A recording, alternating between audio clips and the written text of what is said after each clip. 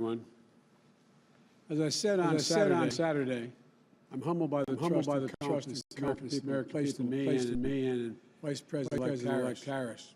And we're ready to get to work addressing the needs of the American people. Today, that work begins. It starts with doing everything possible to get the COVID-19 under control, so that we can reopen our businesses safely, and sustainably, resume our lives, put the pandemic behind us.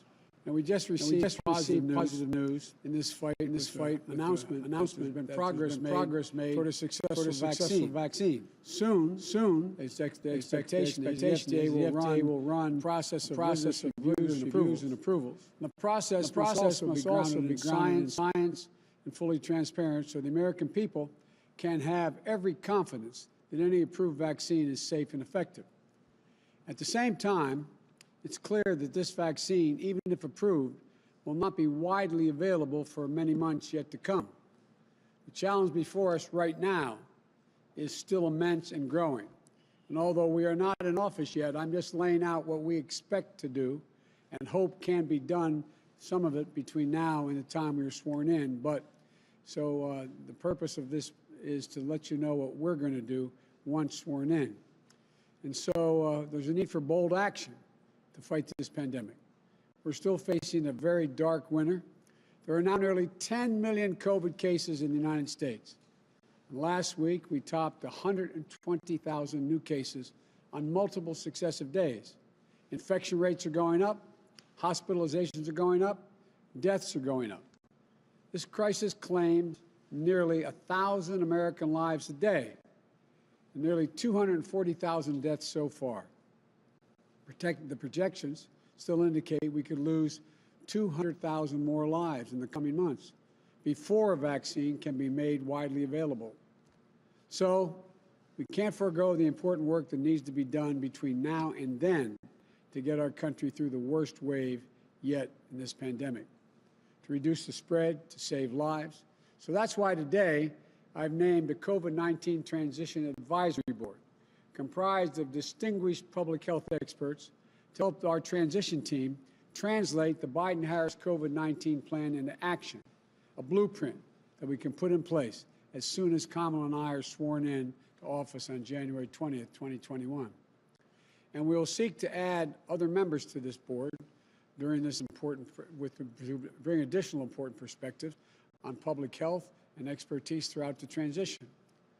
This group will advise on detailed plans built on a bedrock of science and to keep compassion, empathy, and care for every American at its core, making rapid testing widely available, more widely available, much more widely available, and building a core of contact tracers who will track and curb this disease while we prioritize getting vaccines first to the most at-risk populations. Developing clear and detailed guidance, providing the necessary resources for small businesses, schools, child care centers to reopen and operate safely and effectively during the pandemic, protecting both workers and the public. Scaling up productive life-saving treatments and therapeutics, and when it's ready, making sure an approved vaccine is distributed equitably and efficiently and free for every American.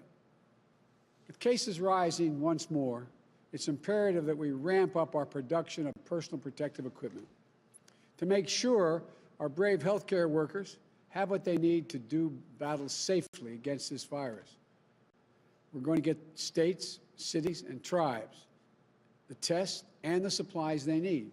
We're going to protect vulnerable populations who are at risk, most at risk from this virus, older Americans and those with pre-existing conditions. We're going to address the health and economic disparities that mean this virus is hitting the Black, Latino, Asian American, Pacific Islanders, Native American communities harder than white communities. Focusing on these communities is one of our priorities, not an afterthought. The bottom line, I will spare no effort to turn this pandemic around once we're sworn in January 20th. To get our kids back to school safely, our businesses growing, and our economy running at full speed again, and to get an approved vaccine manufactured and distributed as quickly as possible to as many Americans as possible, free of charge. We'll follow the science. We'll follow the science. Let me say that again. And we'll adjust to new data when it comes in. And we'll listen and work in cooperation with governors and local leaders of both parties who are fighting this virus in their communities this very day. There is so much good work happening at state and local levels across the country. Governors, mayors, they're stepping up. The advisory board will listen and learn lessons from their experience. And because we know that we won't fully defeat COVID-19 until we defeat it everywhere, my advisory council also includes experts on global health security so that we can restore U.S. global leadership to fight this pandemic. This is a crisis that affects everyone. As I've said throughout this campaign, I will be a president for every American. This election is over. It's time to put aside the partisanship and the rhetoric that designed to demonize one another. It's time to end the politicization of basic responsible public health steps like mask wearing and social distancing. We have to come together to heal the soul of this country so that we can effectively address this crisis as one country where hardworking Americans have each other's backs and we're united in our shared goal, defeating this virus. As we work toward a safe and effective vaccine, we know the single most effective thing we can do to stop the spread of COVID is wear a mask. The head of the CDC warned this fall that for the foreseeable future, a mask remains the most potent weapon against the virus. Today's news does not change that urgent reality. I won't be president until January 20th, but my message today is to everyone is this: it doesn't matter who you voted for, whether you where you stood before Election Day. It doesn't matter your party, your point of view. We can save tens of thousands of lives if everyone would just wear a mask for the next few months. Not Democrat or Republican lives, American lives. You know, maybe we'd save the life of a person who stocks the shelf at your local grocery store. Maybe it saves the life of a member of your place of worship. Maybe it saves the lives of one of your children's teachers. Maybe it saves your life. So please, I implore you, wear a mask. Do it for yourself. Do it for your neighbor. A mask is not a political statement, but it is a good way to start pulling the country together. I want to be very clear. The goal of mask wearing is not to make your life less comfortable. It's to take something away from you. It's to give something back to all of us, a normal life. The goal is to get back to normal as fast as possible. And masks are critical in doing that. It won't be forever, but that's how we'll get our nation back up to speed economically, so we can go back to celebrating birthdays and holidays together, so we can attend sporting events together, so we can get back to the lives and connections we shared before the pandemic. It doesn't matter whether or not we always agree with one another. It doesn't matter who you voted for. We are Americans and our country is under threat.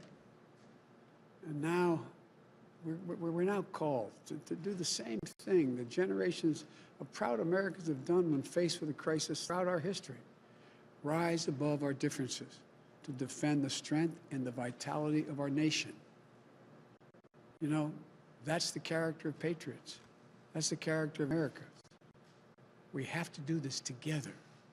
Wearing a mask seems like a small act. Maybe you think your individual choice won't make any difference.